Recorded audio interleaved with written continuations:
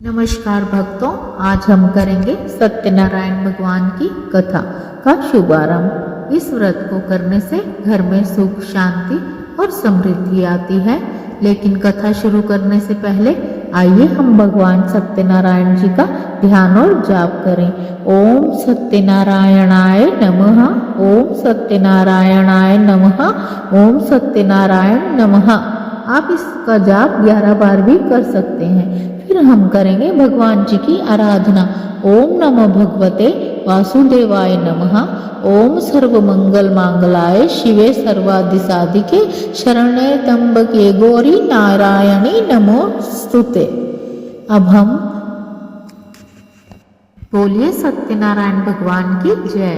अब हम शुरू करते हैं वह पवित्र कथा जो सुनने वाले के जीवन में सकारात्मक ऊर्जा, आशीर्वाद और मंगल लाती है। तो चलिए शुरू करते हैं सत्यनारायण भगवान जी की व्रत कथा। मैं आपको एक कथा के साथ और भी अनेक कथा सुनाऊंगी। क्या आप जानते हैं कि एक दिन का व्रत आपके जीवन में सुख, शांति और समृद्धि ला सकता है? जी हाँ, भगवान सत्यनारायण का व्रत करने से न केवल कष्ट दूर होते हैं बल्कि हर मनोकामना पूरी होती है। आज मैं आपको सुनाने जा रही हूँ सत्यनारायण भगवान की व्रत कथा, जिसमें ऐसे चमत्कारिक घटनाएं हैं जिन्हें सुनकर आप भी कह उठेंगे, मैं भी सत्यनारायण भगवान का व्रत करना चाहता हूँ। तो ध्यान लगाइए और पूरी कथा अंत तक जरूर सुनिए। और हाँ, वीडियो को लाइक करें, चैनल को सब्सक्राइब करें और बेल आइकन प्रेस करना ना भूलें ताकि आपको मिलती रहे ऐसी ही रोचक कथाएं। तो चलिए कथा का शुभारंभ करते हैं। कथा का मुख्य भाग राजा आपको सुनाने जा रही हूँ। तो चलिए सबसे पहले मैं आपको एक राजा की कहानी सुनाती हूँ। बहुत समय पहले की बात है। राजा सोमव्रत अपने राज्य में रहते थे। उनके राज्य में हर चीज थी, लेकिन उनके परिवार और प्रजा के जीवन में सुख शांति नहीं थी। राजा ने बड़े विद्वानों से पूछा, हे महात्मा, कैसे हमें राज्य और परिवार को सुख समृद्धि दे सकते हैं? विद्वानों ने कहा, राजा, आपके लिए सत्यनारायण व्रत ही सर्वोत्तम उपाय है। इस व्रत से घर और राज्य दोनों में सुख, शांति और समृद्धि आती है। तो राजा ने तो तुरंत इस व्रत को किया। तो उसे करने से राजा के घर में और प्रजा में सुख और शांति और समृद्धि प्राप्त हुई। तो चलिए अब एक और कहानी सुनाती हूँ। ये कहानी एक गरीब ब्राह्मण की है। एक गरीब ब्राह्मण की कहानी भी बहुत प्रसिद्ध है। उसके पास ना धन था ना सम्मान। एक दिन किसी ने उसे सत्यनारायण भगवान का व्रत करने के लिए प्रेरित किया। उसने मन से व्रत किया, पूजा की और कथा सुनी। अद्भुत! अगले ही दिन उसके घर में धन, स्वास्थ्य और सम्मान की वर्षा हुई। यह दिखाता है कि श्रद्धा और भक्ति से व्रत करने से भगवान तुरंत कृपा करते हैं। तो चलिए एक कहानी मैं आपको और सुनाती हूँ। ये एक कहानी है व्यापारी की।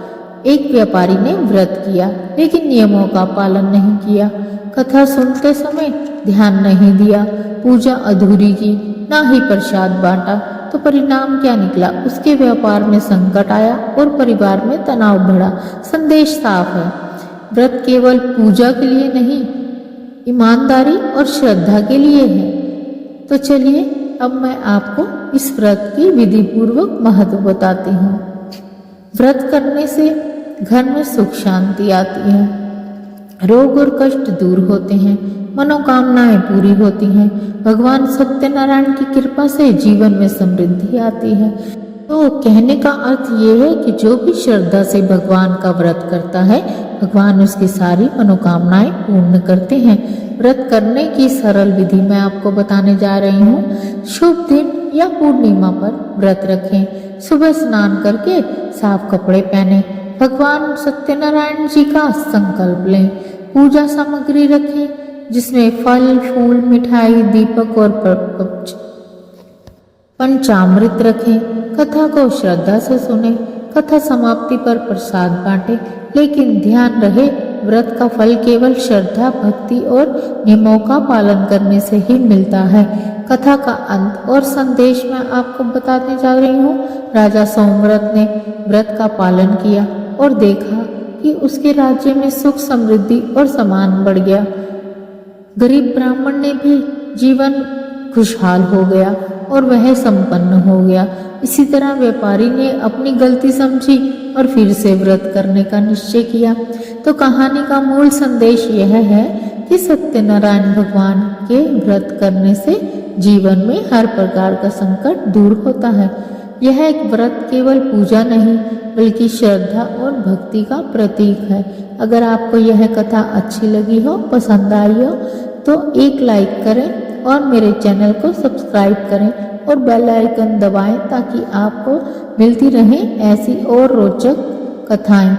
आपका अनुभव और आपकी मनोकामना नीचे कमेंट बॉक्स में ज़रूर लिखें ताकि हम सब साथ में आशीर्वाद प्राप्त कर सकें। जिस तरह भगवान ने सबकी मनोकामनाएं पूर्ण की, उसी तरह भगवान आपकी भी मनोकामनाएं पूर्ण करें। जय हो सत्यनारायण भगवान की जय हो। मेरे साथ एक बार कहिए, सत्यनारायण भगवान की जय।